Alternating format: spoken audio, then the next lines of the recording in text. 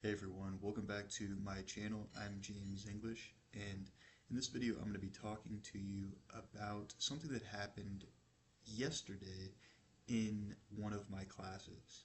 So I have a new student that is South Korean, lives in Seoul, South Korea, and I was doing corrections for homework for him at the beginning of class.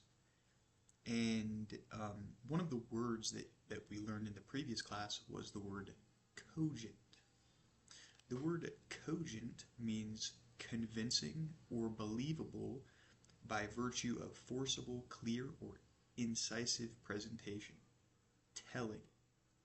It also means to the point, relevant, or pertinent. So we have two definitions here, convincing or believable and to the point or relevant.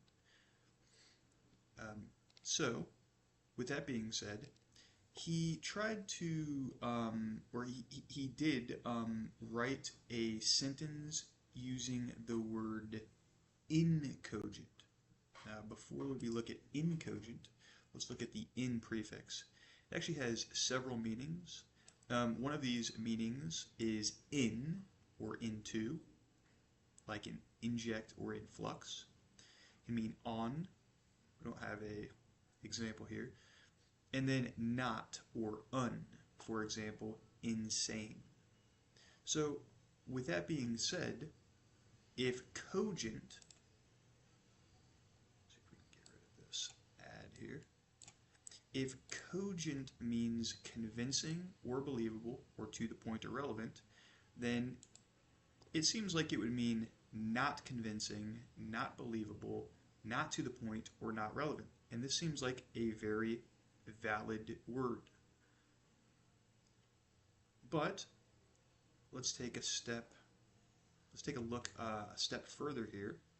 And so if we go to Google and we search incogent, notice here that it says incogent means lacking force. All I did, by the way, was I just typed incogent, just the word incogent into Google.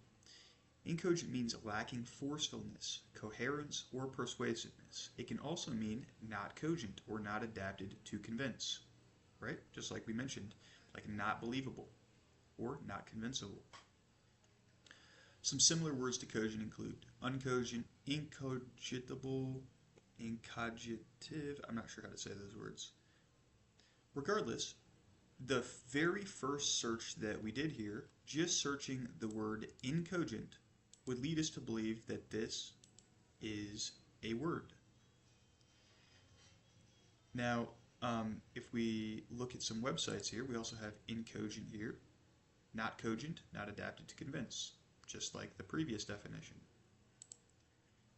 Dictionary.com says, no results found for incogent. Merriam-Webster says the same thing. The word you've entered isn't in the dictionary. Alright. So, I just searched incogent. Is it a word? And yes, incogent is an adjective that means not cogent or not adapted to convince. You don't read anything further than that. You'll go, oh, okay. Well, incogent is a word, and it means not cogent or not able to convince. However, it is now considered obsolete and has only been recorded in the mid-1600s. Okay, we're in 2025, so I guess technically it's a word, but come on, this is not a word that hasn't been used for, 400 years. So it's not a word, all right? We can call it a word, but it's not a word. The only known use of, and there's only one known use of the word, which was in 1667 in the writing of one man, Edward Waterhouse. Okay, so obviously it's not a word. So, this, can be very confusing to, somebody learning English if you just type into Google incogent. Incogent means lacking forcefulness, coherence, or persuasiveness. It can also mean not cogent or not adapted to convince. So, it's not able, you'll go, okay, so it means not able to persuade or not able to convince somebody. Alright, so I'll use that in a word, I'll use that as a word when I'm talking to somebody, and you might. I mean, when is somebody going to correct you on this that incogent is not a word, right? So, with that being said, that's one of the lessons here is that whenever you are learning a new word, be careful with how you learn the word. I recommend, I highly recommend not just going to Google and then typing in the word and then reading the first thing that you see and taking that um, as as truth, as the truth. Because if you do, then that's going to cause a lot of problems. As you can clearly see here, incogent is actually not really a word. It's only been used once by one man in the 1600s, so it's not a word. All right. That's the main lesson here. Is be careful how you search words. What I recommend doing for searching, if like learning a new English word, is to go to Merriam-Webster.com. I recommend going to dictionary.com. And additionally, I'll say that even if you do find the words in Merriam-Webster and dictionary.com, that's not enough, to be honest with you.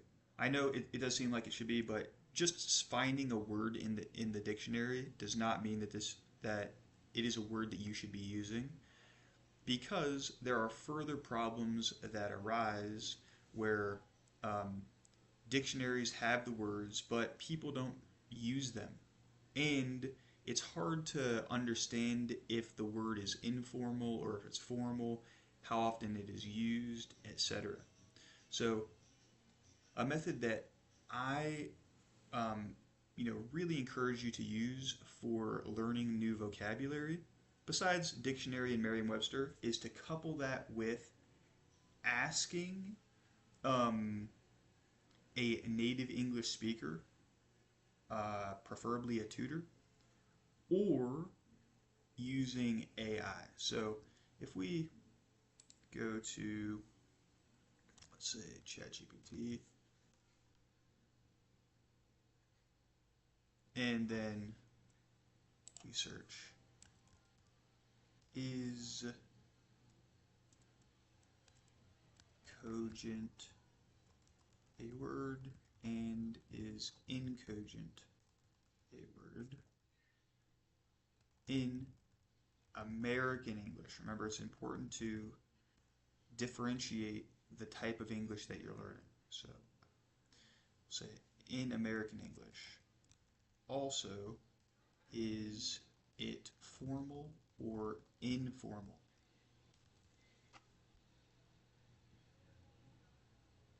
Yes, cogent is a word in American English. It is formal and commonly used to describe an argument, statement, or reasoning that is clear, logical, and convincing.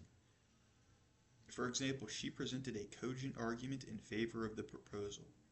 On the other hand, incogent is not commonly used in American English. While it technically exists and means not convincing or unpersuasive, it is very rare. Instead, that's an understatement. Instead, words like weak, unconvincing, or illogical are typically used in everyday speech or writing. Okay, so as you can clearly see here, this is a much better way to learn a new word. I wouldn't fully put your trust and faith in AI, like ChatGPT, or other AIs. However, I will say that this is actually a pretty good explanation. It gave quite a good answer. It even gave us words like weak, unconvincing, or illogical that we can use for the word that we're actually looking for. So, with that being said, if you have any questions, go ahead and drop them down in the comments below, and I'll try to get to them as I can. Go ahead and check out my other videos on my channel for other English learning videos, and thanks for watching.